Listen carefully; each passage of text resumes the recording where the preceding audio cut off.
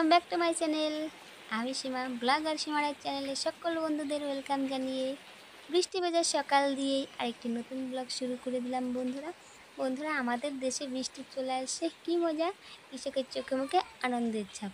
এখন আমন ধান চাষ হবে, তো তার জন্য চারা ফেলবে। তো দেখো, সকাল থেকে বৃষ্টি হচ্ছে মানে সারা রাত্রি বৃষ্টি হয়নি, সকাল থেকেই হচ্ছে। তো ভালোই হয়েছে। তো এই বৃষ্টিতে কি করব, ভাবলাম এই শুভদীপের ঘরটা একটু ক্লিন করে নিই। শুভদীপ দুদিন থেকে এই ঘরেই ঘুমাচ্ছে, তো এখানে বই পড়াও সুবিধা হয়। তো তাই ওর ঘরটা একটু ক্লিন করে নিচ্ছি। এই টেবিলটাতে বসেই বই পড়ে। টেবিল ফ্যান, সিলিং ফ্যান নেই। তো বন্ধুরা, ঘরটা একটু ক্লিন করে নিই, তোমরা সঙ্গে থাকো, ফিরে আসছি আবার।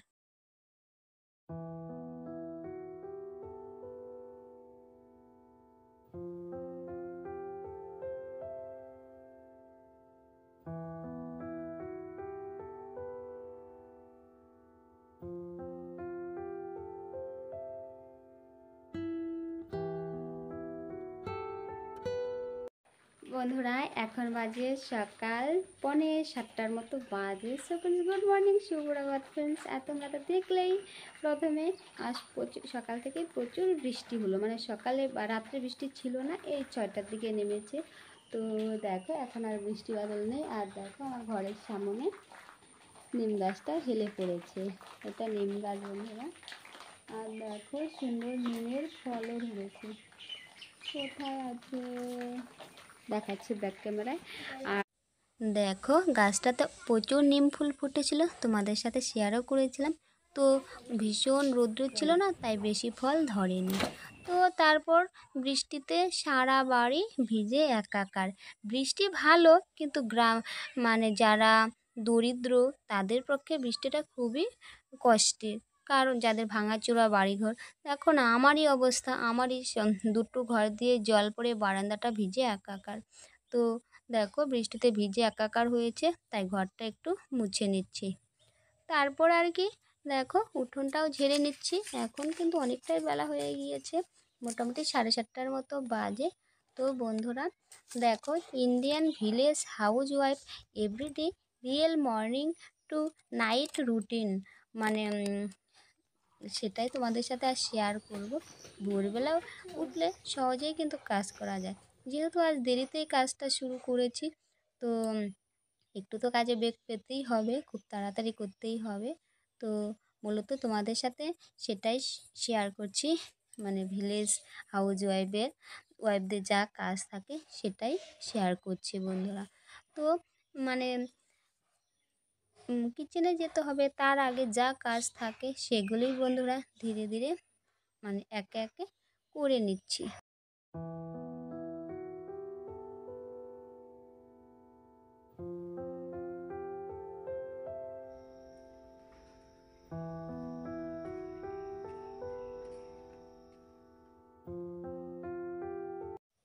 ওইদিকে তো মোটামুটি কাজবাজ কমপ্লিট হলো। তো এদিকে ওর পাপা ঘুম থেকে উঠে গেছে। বিছানাটা না গোছানো থাকলে ঘরে ঢুকলে ঠিক ভালো লাগে না, মনে হচ্ছে যেন কি কাজ করেনি। সব কাজ হলেও কিন্তু এই কাজটা যদি না করা হয় যেন মনে হয় কি কাজ করি।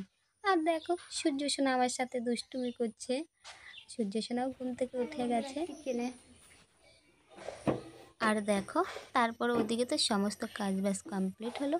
এখন চলে আসলাম কিচেনে, অনেকটাই বেলা হয়ে গিয়েছে, আবার স্কুলেও যেতে হবে। তো তো তার আগে, রান্নার আগে তো নুনটা মুছতে হবে। তো নুনটা বাজার এনেছে গতকাল, অনেক দিন থেকে শাক হয় না, এগুলো ভাজবো। এনেছে দেখো বরবরি ঢেঁড়স, অনেক কিছু এনেছে।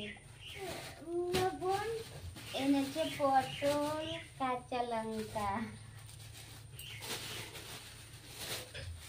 দেখো কত প্লাস্টিক।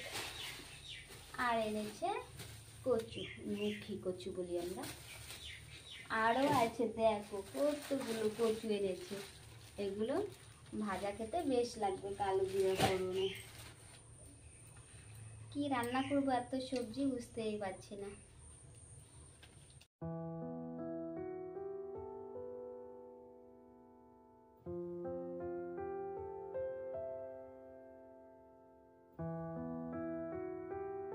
তো এত সবজি কি করব বুঝতে পারছি না। তো দেখো প্রথমে শাকটা মানে ডাঁটা শাকটা একটু কেটে ধুয়ে পরিষ্কার করে নেওয়ার চেষ্টা করছি। এগুলো কালো জিরে আর কাঁচা লঙ্কা ফোড়নে ভাজবো।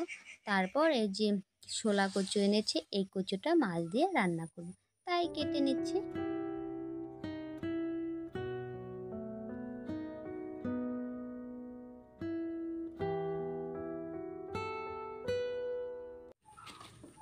দেখো সবজিগুলো এই সাইজ করে কেটে নিয়েছি, আলু আর কচু, কয়েকটা ডাঁটাও কেটে নিয়েছি। আর এই মাছগুলো দিয়ে করব রান্না, গতকাল এনেছি। তো দেখো মাছগুলো গতকালে সুন্দর করে ভেজে রেখেছে। তো সব মশলা করা আমার ওইদিকে হয়ে গিয়েছে, শিলনোড়াতে করে নিয়েছি। আজ কারেন্ট নেই। তো দেখো মশলাটা কষানো হয়ে গেল, এখানে দিয়ে দেবো মানে সবজিগুলো কষিয়ে কষানো হয়ে গিয়েছে। তো দেখো তোমাদের সাথে একটু স্ক্রিপ্ট করে গেলাম, পুরোটা শেয়ার করলাম না কারণ ভিডিওটা অনেকটাই বড় হয়ে যায়।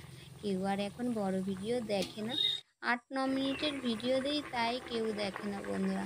তো ফাইনালি দেখো বন্ধুরা আমার রান্না বান্না একদম কমপ্লিট। দেখো এই গরমে হালকা পাতলা ঝোলই করেছি, কচু আলু দিয়ে মাছের ঝোল, আর করেছি সে ডাঁটা শাক ভাজা, আর ভাতে আছে ঢ্যাঁড়স সিদ্ধ। তো এইটুক তোমাদের সাথে শেয়ার করলাম কারণ ওর পাপা খেতে চলে আসছে। তো আরেকটা রেসিপি করব। দেখো এদিকে মানে ওর পাপাই বলছে যে পোস্তটা বাটো। তো কাঁচা লঙ্কা কিছু নিয়ে নিলাম, কিছু রসুন কুচি। তো এগুলোকে এখন দেখো রসুন কালো মানে কাঁচা লঙ্কা একটু ফ্রাই করে নেবো, আর পোস্তটাও ভেজে নিয়েছি। তো দেখো বেটে নিচ্ছি বন্ধুরা। বন্ধুদেরকে আবারও মনে করিয়ে দিই, আবারও বন্ধুদের কাছে অনুরোধ, প্লিজ বন্ধুরা এই পর্যন্ত যারা আমার ভিডিওটা ধৈর্য ধরে দেখা শুরু করে দিয়েছো, হয়তো বন্ধুরা তোমরা একটি লাইক দিতে ভুলে গেছো।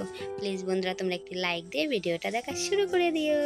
আর দেখো এখন বিকেল 5টার মতো বাজে, এদিকে কাউ আনতে যাচ্ছে। আর এখানেও কিছু বলেছিলাম, কাউ আনতে যাচ্ছে। আর আমাদের বাড়িটা ওই যে দূরে দেখা যাচ্ছে, ওটা বাড়ি। তো আর দেখো আমাদের গোয়ালঘর কত দূরে। আর এই দেখো খড়ের গাদা, ওই দিনও দেখিয়েছি।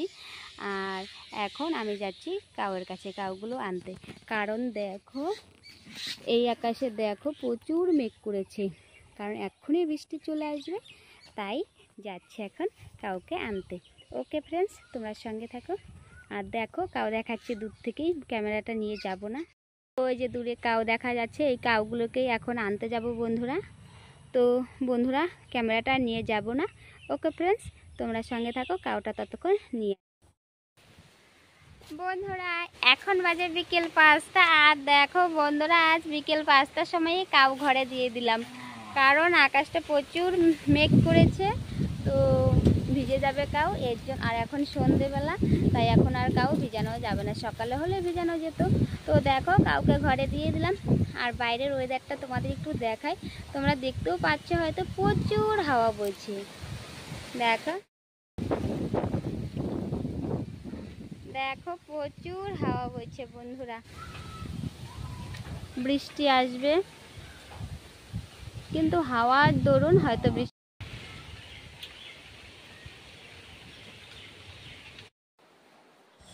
আর বন্ধুরা তোমাদের সাথে তারপর আর দেখা করতে পারিনি, কারণ আজ হাটবার ছিল, বিকেলে মানে সন্ধ্যেবেলা একটা দোকানে বসতে হয়েছে। তো দেখো এদিকে এখন 8টার মতো বাজে, দেখো আবারও বৃষ্টি শুরু হয়ে গিয়েছে অবিরাম। আর ঘর দিয়ে দেখো কিভাবে জল পড়ছে, রান্নাঘর দিয়ে, এটা রান্নাঘর। দেখো এখানে গামলা দেওয়া হয়েছে। বললাম না বর্ষাকাল ভালো, তবে গরিবদের পক্ষে খুবই কষ্ট। আর এই বৃষ্টি না হলে কৃষকরা তো ফসল ফলাতে পারবে না, আর ফসল না হলে তো ভীষণই প্রবলেম না, দেশে হাহাকার লেগে যাবে। ওকে বন্ধুরা, তবে দরিদ্রদের খুবই কষ্ট। ওকে বন্ধুরা ব্লগটা আর বেশি বড় করছি না, আজকের মতো এখানেই রাখছি।